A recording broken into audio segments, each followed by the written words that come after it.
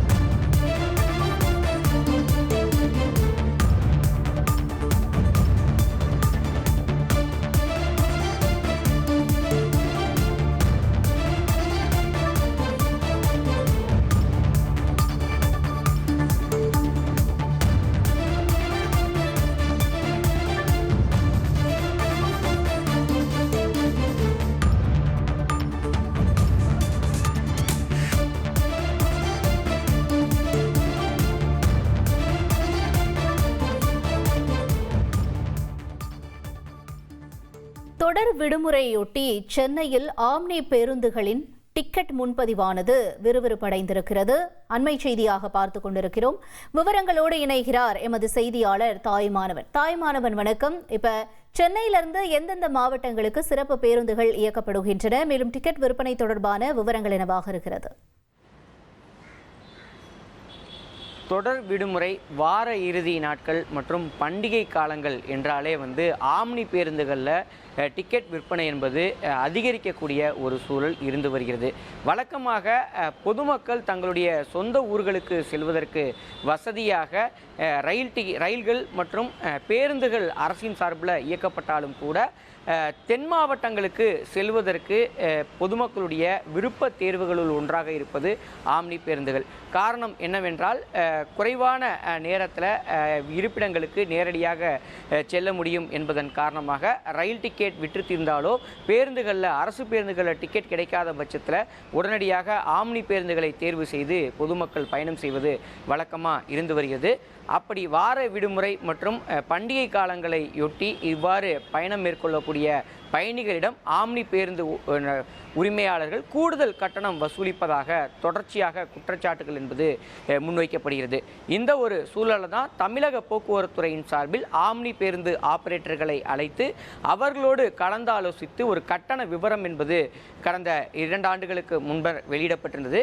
2 பிரதான சங்கங்கள் கூட்டமைப்பை ஒருங்கிணைத்து அரசோடு கலந்து பேசி எவ்வளவு கட்டணம், எந்தெந்த ஸ்டேஜ்களுக்கு எவ்வளவு கட்டணம் என்பது தொடர்பான விவரங்கள் அனைத்தும் வெளியிடப்பட்டிருந்தது. அந்த கட்டணத்துக்கு மிகாமல் கட்டாயம் பொதுமக்களிடம் கட்டணம் என்பது வசூலிக்கப்பட வேண்டும் என்பது விதியாக இருக்கக்கூடிய ஒரு சூழலில் இந்த பண்டிகை காலங்கள் மற்றும் தொடர் விடுமுறையொட்டி ஏராளமான ஆம்னி பேருந்து உரிமையாளர்கள் பொதுமக்களிடம் நிர்ணயிக்கப்பட்ட கட்டணத்தை காட்டிலும் கூடுதலாக கட்டணம் வசூலிப்பதாக குற்றச்சாட்டுகள் என்பது எழுந்திருக்கிறது.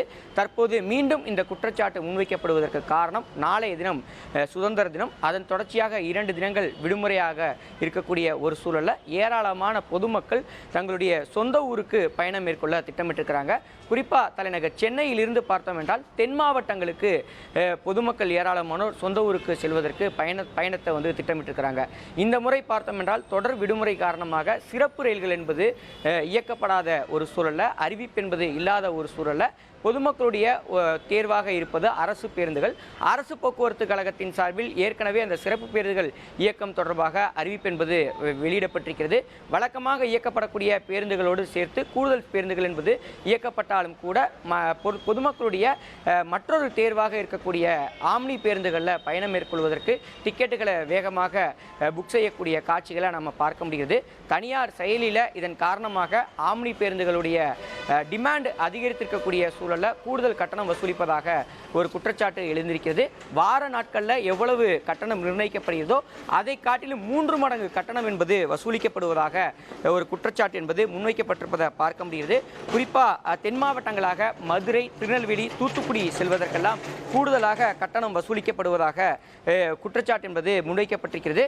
சென்னையிலிருந்து மதுரைக்கு வழக்கமாக 600 முதல் 1200 ரூபாய் கட்டணம் என்பது வசூலிக்கப்படக்கூடிய சூழலில் இன்று குறைந்தபட்சமாக 1100 ரூபாயும் அதிகபட்சமாக 2700 ரூபாய் வரைக்கும் கட்டணம் வசூலிக்கப்படுகிறது. அதேபோல் சென்னையிலிருந்து நெல்லைக்கு வழக்கமாக 670 ரூபாய் முதல் 1300 ரூபாய் வரைக்கும் கட்டணம் வசூலிக்கப்படக்கூடிய நிலையில் இன்று குறைந்தபட்சமாக பார்த்தோம் என்றால் 1400 ரூபாயும் அதிகபட்சமாக 3000 ரூபாய் என்ற அளவில் கட்டணம் என்பது வசூலிக்கப்படுகிறது.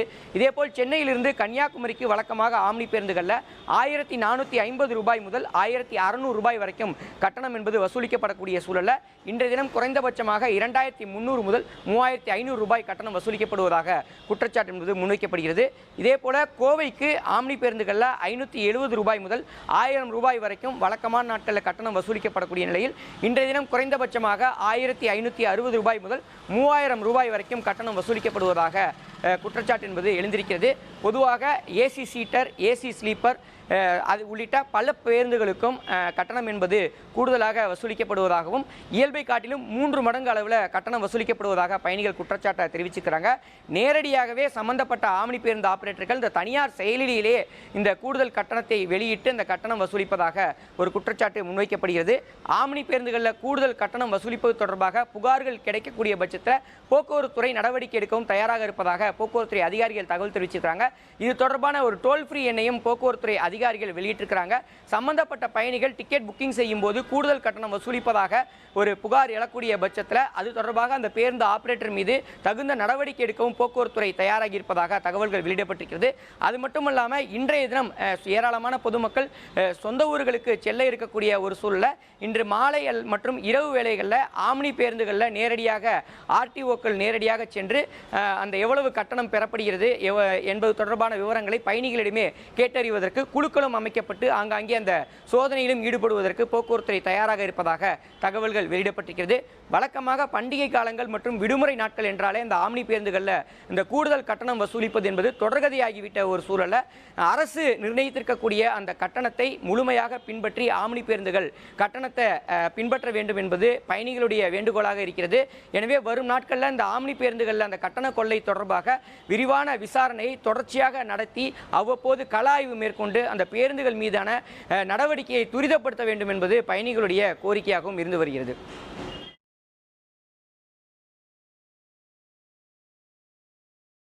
உங்களுடைய தகவல்களுக்கு நன்றி தாயுமானவன்.